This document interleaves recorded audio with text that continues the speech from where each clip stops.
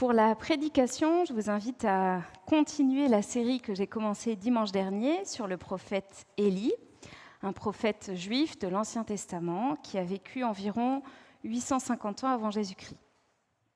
C'est une époque où le peuple d'Israël glisse dans l'idolâtrie envers différentes divinités, sous l'influence de son roi Akab et de l'épouse païenne de Akab. Au top du panthéon, on trouve la divinité phénicienne, je vous la remontre pour le plaisir, la divinité phénicienne Baal, le dieu de l'eau, de la fécondité et donc de la réussite. Et puis, nouveauté du texte d'aujourd'hui, on trouve aussi Ashéra, sa femme. Élie se dresse contre l'idolâtrie du peuple d'Israël et il annonce à Akab une sécheresse à durée indéterminée pour prouver que Baal est impuissant, que Baal ne peut pas subvenir aux besoins d'Israël en termes d'eau et que du coup, il ne mérite pas d'être adoré. La 3e année de cette sécheresse, parenthèse, j'espère que cette série n'est pas du tout prophétique parce qu'après 1 mois et demi de canicule, on sature. Donc on imagine 3 ans de sécheresse en Israël. Donc dans la 3e année de cette sécheresse, Dieu annonce à Élie qu'il va mettre fin à cette épreuve, mais il ne va pas le faire dans la discrétion en faisant pleuvoir, par exemple, au milieu de la nuit. Non, ça va être spectaculaire parce qu'il y a beaucoup d'enjeux. Alors on va lire ensemble le récit spectaculaire de cette fin de sécheresse. Le texte est assez long, mais il est trop percutant pour être coupé, donc je vais le commenter au fur et à mesure. Et puis à la fin, rapidement, je soulignerai 2-3 éléments de réflexion pour terminer. Donc, pour annoncer que c'est la fin de la sécheresse, Élie fait venir jusqu'à lui le roi Akab. Et donc on commence la lecture au chapitre 18, verset 16 du premier livre des rois. Le roi Akab vint à la rencontre du prophète Élie, et dès qu'il le vit, il lui dit : « Te voilà, toi qui amènes le malheur sur le peuple d'Israël. » Ben oui, parce que c'est Élie qui a provoqué la situation en annonçant la sécheresse 3 ans plus tôt. Est-ce que c'est vraiment Élie qui amène le malheur sur Israël ? Élie répond : « C'est pas moi qui ai amené le malheur sur Israël, c'est toi et ta famille, parce que vous avez refusé d'obéir au commandement du Seigneur et que vous avez adoré les dieux étrangers. Mais maintenant, envoie des messagers et qu'ils rassemblent tout le peuple d'Israël autour de moi, sur le mont Carmel, avec les 450 prophètes du dieu Baal et les 400 prophètes de la déesse Ashéra, tous ces prophètes qui sont les protégés de la reine Jézabel. » Akab fit convoquer alors toutes les tribus d'Israël, de même que tous les prophètes, sur le mont Carmel. Et quand ils furent rassemblés, Élie s'avança devant tout le peuple, et voici ce qu'il dit : « Quand cesserez-vous de sautiller tantôt d'un pied, tantôt sur un pied, tantôt sur l'autre ? Ou bien c'est le Seigneur qui est Dieu, et alors rendez un culte au Seigneur. Ou bien c'est Baal qui est le vrai Dieu, et alors rendez un culte à Baal. » Personne dans le peuple ne répondit. Le mont Carmel se situe au nord-ouest d'Israël, quasiment à la frontière entre Israël et la Phénicie, la Syrie actuelle. Symboliquement, c'est le lieu idéal pour confronter le peuple à son idolâtrie. On est entre les deux. Notez que l'idolâtrie, ce n'est pas forcément exclusif. Je suis Dieu ou je suis idolâtre en suivant Baal. Élie sous-entend que le peuple tantôt suit Dieu, tantôt suit Baal. Le peuple passe de l'un à l'autre, sautille de l'un à l'autre. Il n'a pas complètement abandonné Dieu, mais il incorpore d'autres croyances à sa foi, il fait sa sauce. Pourquoi c'est de l'idolâtrie, tous ces compromis, tous ces mélanges ? Parce que Dieu s'engage, lui, à 100% pour son peuple. et il attend la réciproque. Je vais prendre un exemple dans un autre contexte. Prenez par exemple une femme mariée. Elle vit avec son mari, et puis elle prend un amant, tout en continuant de vivre avec son mari. Vous êtes d'accord qu'elle trompe son mari, même si ce n'est qu'une fois par semaine qu'elle va avec son amant, et que le reste, elle est avec son mari. Il y a les hommes qui font oui, oui. Ça marche dans les deux sens. La foi, ce n'est pas seulement de croire en Dieu, c'est de lui donner la place qui lui revient, de lui donner 100% la place, sans compromis. Le peuple ne répond pas, c'est sûrement un aveu de culpabilité. Élie les invite à se positionner, et tout ce qui va suivre, c'est pour les pousser à être au clair. Ou plutôt, au-delà de l'invitation à se positionner, ce qu'il veut surtout, c'est leur prouver, une fois pour toutes, que seul le Dieu d'Israël est le vrai Dieu, que seul le Dieu de la Bible est le vrai Dieu, que le reste, c'est que des statues insensibles, impuissantes, inutiles. Et pour cela, donc, il leur propose un défi. Donc je continue la lecture à partir du verset 22. Élie reprit. « Moi, je reste seul comme prophète du Seigneur, tandis que les prophètes de Baal, vous le voyez, sont au nombre de 450. Donnez-nous 2 taureaux. Les prophètes de Baal en choisiront un, ils le découperont, ils le placeront sur du bois pour l'offrir en sacrifice, mais ils n'allumeront pas de feu pour le consumer. Moi, je préparerai l'autre taureau, je le placerai sur du bois, et je n'allumerai pas non plus le feu.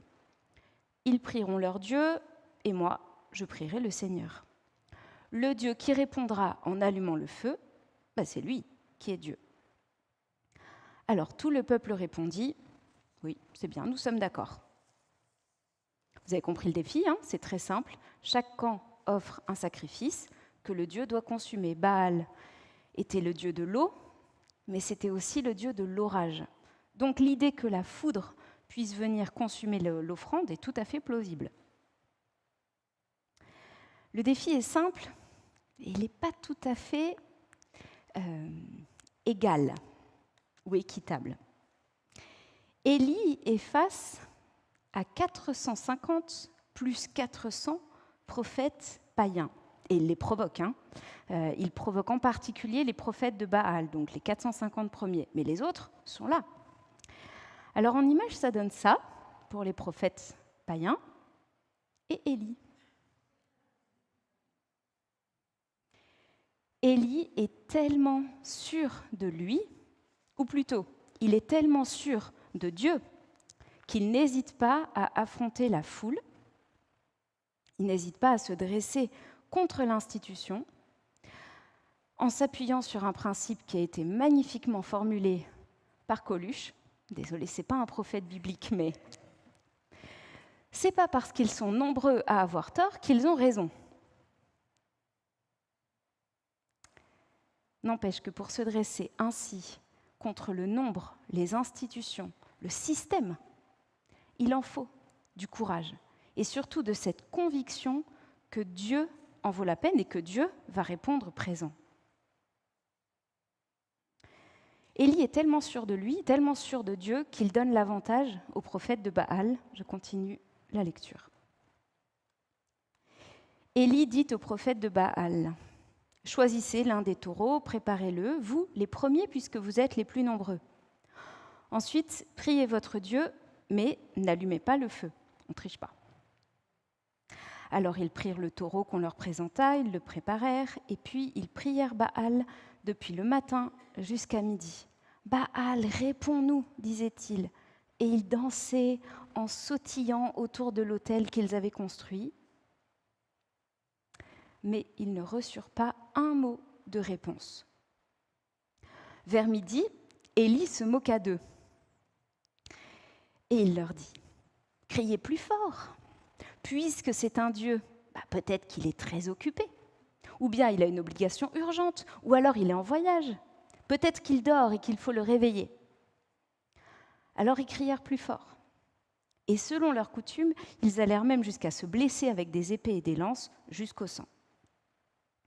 Quand midi fut passé, les prophètes appelèrent Baal avec encore plus d'excitation jusqu'à l'heure où l'on offre le sacrifice de l'après-midi, mais ils ne reçurent aucune réponse, pas un mot ni un signe.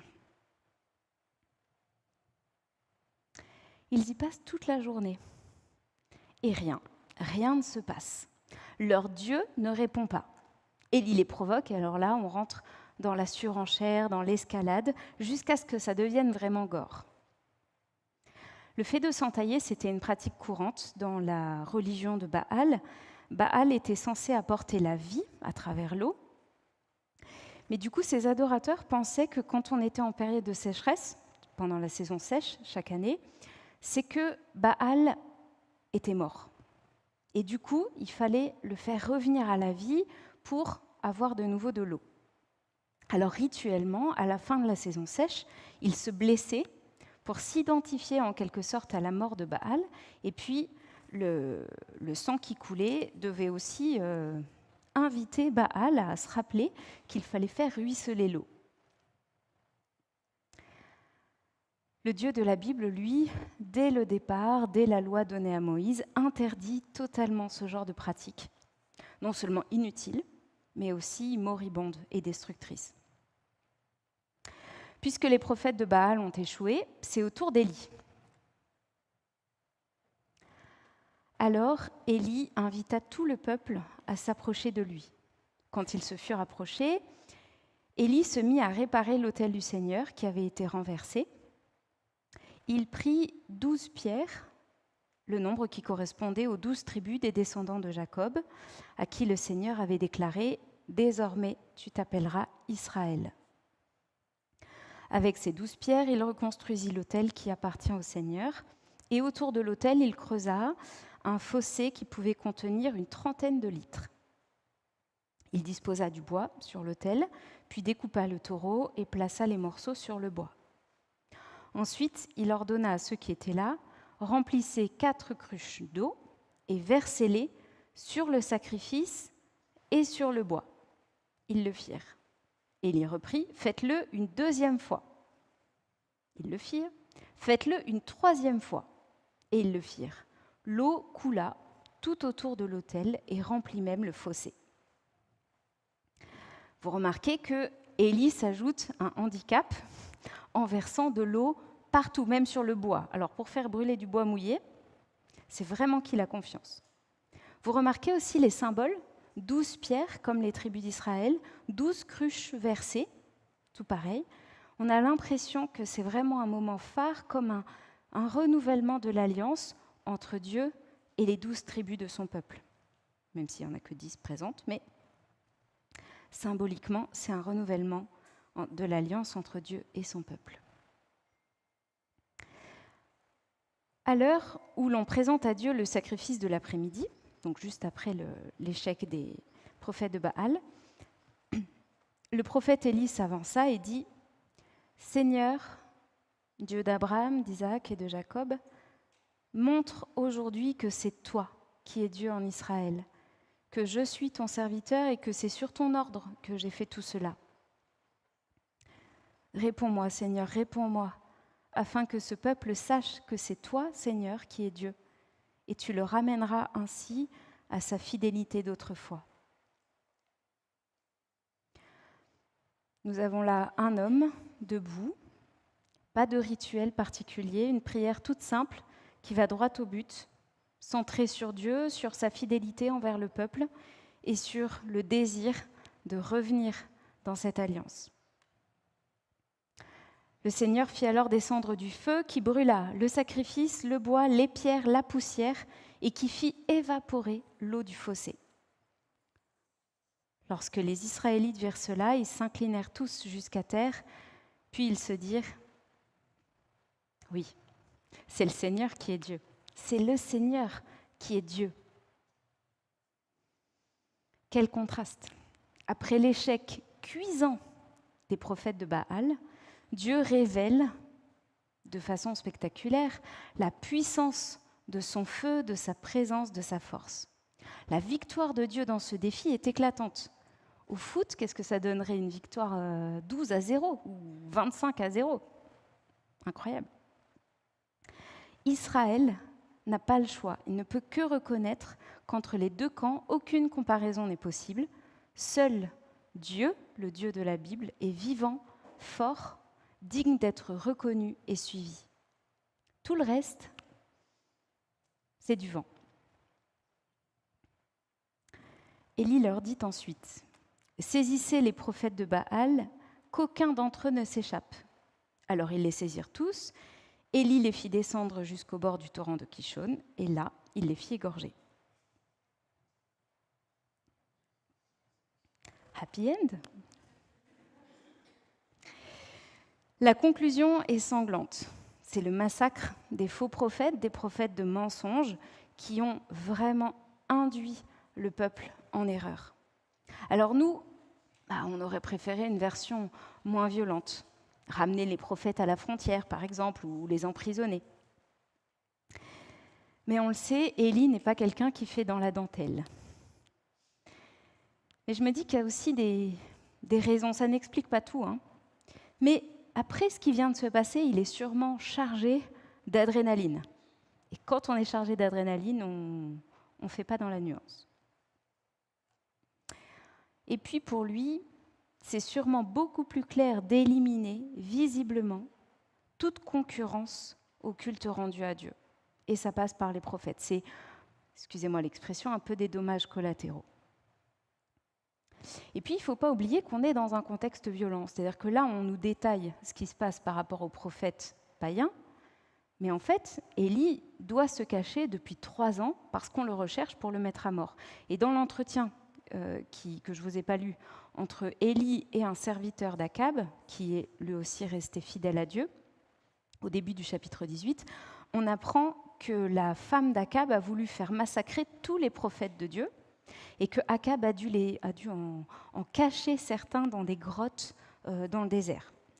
Il a réussi à en sauver que 100, donc on peut imaginer que tous les autres sont morts. Et quand Élie dit « je suis le seul à être resté parmi les prophètes », ça sous-entend qu'il y a eu aussi un massacre des adorateurs de Dieu. Donc je ne justifie pas le débordement de violence, pas du tout, mais on sent là qu'on est dans un environnement où il n'y a pas beaucoup de place pour la nuance et la délicatesse. Alors à la fin de cet épisode, spectaculaire, comme je vous l'ai dit, Dieu a prouvé qu'il est Dieu. Mais ça ne suffit pas. Il y a toujours le problème de sécheresse. Alors, Élie dit à Akab, « Va manger et boire, car j'entends le bruit de la pluie. » Akab allait manger et boire, mais Élie se rendit vers le sommet du mont Carmel, où il s'inclina jusqu'à terre, le visage entre les genoux, sûrement pour prier. Il dit à son serviteur, « Va regarder du côté de la mer. » Le serviteur regarda et il revint dire, « Pour l'instant, il n'y a rien. » Et à 7 reprises, Élie l'envoya regarder.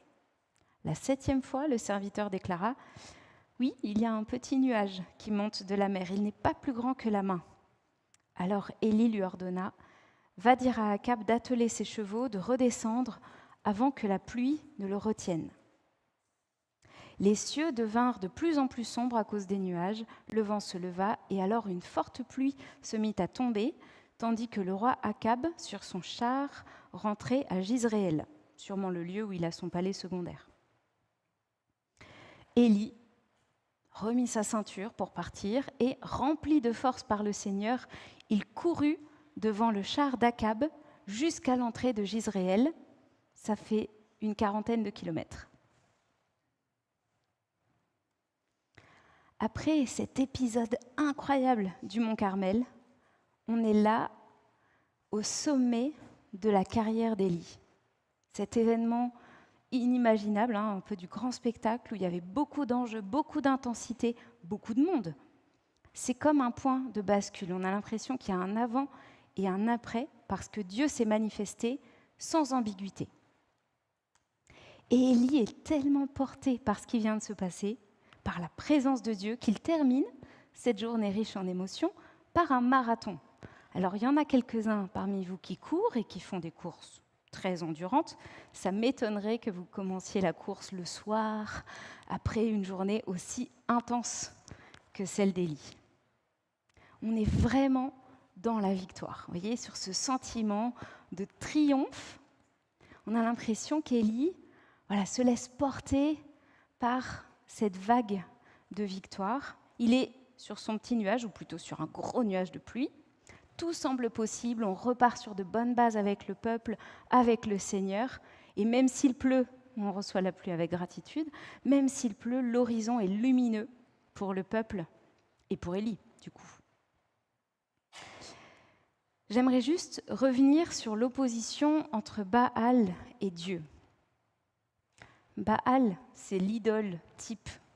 Beaucoup de promesses, tout un système bien organisé qui soutient la croyance, mais derrière, du vent, du non-sens.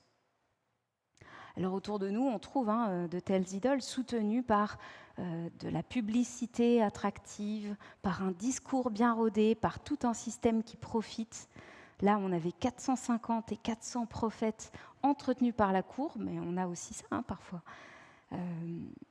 Des systèmes qui profitent de nos illusions. Ça peut être autour de la consommation, de l'argent, tout ce qui est autour du corps, du développement personnel, etc. Autour de nous, il y a des idoles comme ça qui dressent la tête et qui nous invitent à tomber dans le panneau. Mais en tombant dans le panneau, on se retrouve dans un engrenage qui exige plus de nous qu'il ne nous donne. En face, le Dieu de la Bible, le Dieu d'Israël, lui, il est réel, attentif, il ne dort pas, puissant. Et il ne cherche pas forcément des mots compliqués, des systèmes compliqués. Il est là et ça suffit. Et à la différence des idoles qui nous vident de notre énergie dans une poursuite sans fin, au point qu'on finit par se dégrader, par s'abîmer, comme les prophètes de Baal, au point que parfois on y perd notre santé, notre âme, Dieu ne demande pas qu'on se sacrifie pour lui. C'est lui qui se sacrifie pour nous. J'ai longtemps cherché pour trouver une croix dans la foudre. Mais c'est lui qui se sacrifie pour nous en Christ. C'est lui qui s'identifie à notre mort sur la croix, pour que nous puissions recevoir sa vie éternelle. Dieu nous montre sa puissance, pas pour nous impressionner, pas pour nous posséder, mais pour nous conduire dans sa vie, dans sa lumière, dans sa joie, et tout nous donner. Alors j'ai dit que Dieu ne demande pas de sacrifice. C'est pas tout à fait vrai, c'est pas tout à fait faux non plus. En Christ, il se donne, lui, en sacrifice parfait, unique, suffisant, auquel il n'y a rien à rajouter. Mais il nous demande de lui répondre en offrant notre vie en sacrifice. C'est la même expression. Mais là, il ne s'agit pas de se flageller, d'offrir un sacrifice sanglant, mais en réalité de lui offrir un cadeau, comme une offrande, pour l'honorer, pour dire toute notre reconnaissance, notre amour sincère et pur, notre investissement en réponse à son investissement dans notre vie. Et cette reconnaissance, cette foi, elle passe par le rejet des autres croyances, des compromis, des systèmes bien ficelés qui reposent sur du vent. Je crois que nous sommes souvent comme les Israélites, un peu doubles, plus ou moins. Voilà, ça dépend des périodes. Mais souvent, on se retrouve à sauter d'un pied sur l'autre, à compter sur Dieu et sur notre force, notre intelligence, nos envies, nos ressources, les pressions des autres, les attentes, la force du groupe, le réseau, le statut, etc., etc. Et je crois que l'interpellation d'Élie vient nous rejoindre encore ce matin. Si Dieu est Dieu, s'il est vraiment vivant, puissant, bon et impliqué,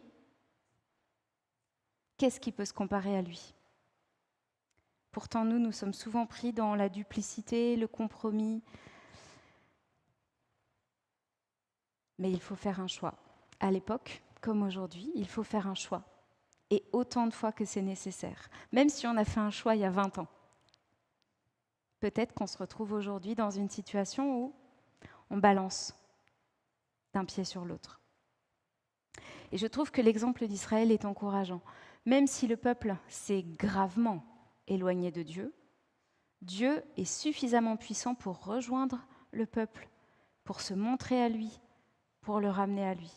Donc peut-être vous avez le sentiment d'être allé très très très très très très loin de Dieu, mais Dieu a le bras suffisamment long pour vous rejoindre.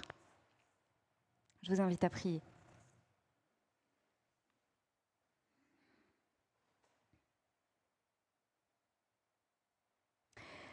Seigneur, avec le peuple d'Israël, nous voulons redire que toi seul es vraiment Dieu. Pourtant, nous savons que malgré notre foi et notre désir de te faire confiance, sur le plan pratique dans notre vie, souvent nous sommes doubles, souvent nous avons des compromis. Alors à la lumière de la croix, de ton amour pour nous, si entier, si débordant, nous voulons déposer ce qui nous éloigne de toi, ce qui nous rend infidèles, même un petit peu. Et nous te prions, aide-nous par ton esprit à faire, à refaire ce saut qui est toujours le grand saut, le saut de la foi en toi seul. Car là où tu es, là est la vie, là est la liberté. Oui Seigneur, nous voulons te suivre ton Fils Jésus, crucifié, ressuscité, en lui seul est notre espérance. Amen.